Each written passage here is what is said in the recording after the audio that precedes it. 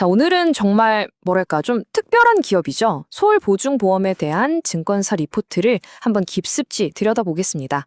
이 기업의 투자 포인트를 관통하는 가장 핵심적인 질문이 바로 이겁니다. 가장 큰 리스크가 어떻게 가장 큰 보상이 될 수 있을까? 이 모순적인 질문에서부터 모든 이야기가 시작되거든요. 자, 첫 번째 파트인데요. 서울보증보험, 우리가 보통 SGI라고 부르죠.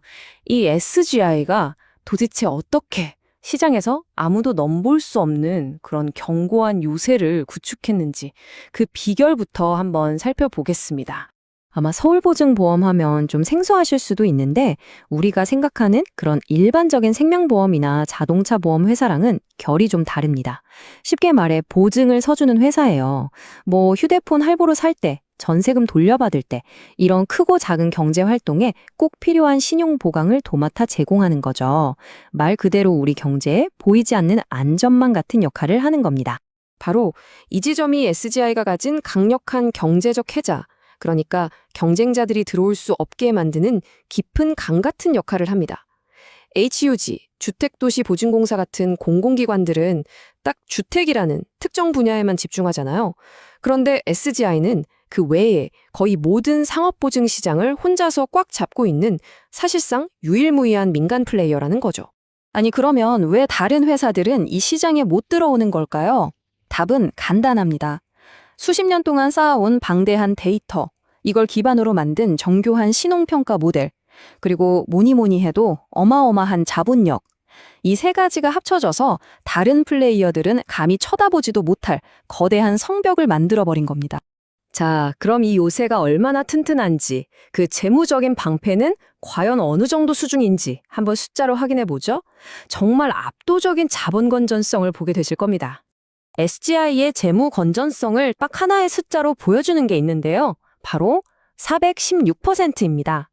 이게 뭐냐면 2025년 3분기 기준으로 계산한 지급 여력 비율, 그러니까 회사가 얼마나 빚을 잘 갚을 수 있는지 보여주는 지표예요.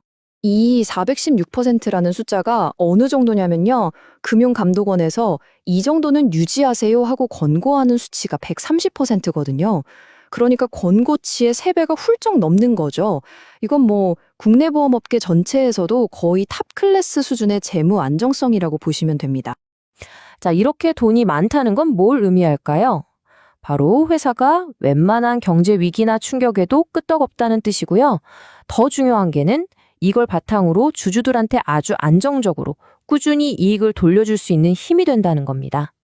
자, 여기서부터가 진짜 재밌어집니다. 바로 주주환원의 역설인데요. 한번 생각해 보세요. 이렇게 독점적이고 안정적인 회사가 뭐하러 이렇게까지 파격적으로 주주들한테 돈을 막 돌려주려고 할까요? 뭔가 좀 이상하지 않나요? 이 금액을 한번 보세요. 2천억 원. 이게 그냥 목표치가 아니고요. SGI가 2027년까지 회사 실적이 좋던 나쁘던 상관없이 매년 최소 이만큼은 주주들한테 돌려주겠다고 아예 못을 박아버린 금액입니다. 정말 대단한 약속이죠. 이 이상한 관대함의 비밀은 바로 SGI의 주인, 즉 대주주를 보면 풀립니다. 지분 구조를 보시면 압도적인 최대 주주가 바로 정부기관인 예금보험공사 KGIC입니다. 근데 이 KDIC는 일반적인 대주주랑은 목적 자체가 완전히 달라요. 이 회사를 잘 키워서 성장시키려는 게 아니라 딱 한 가지 목표만 있습니다. 바로 과거 IMF 외환위기 때 회사를 살리려고 쏟아부었던 천문학적인 공적 자금, 그러니까 우리 세금을 다시 회수하는 거죠. 그러려면 어떻게 해야 할까요?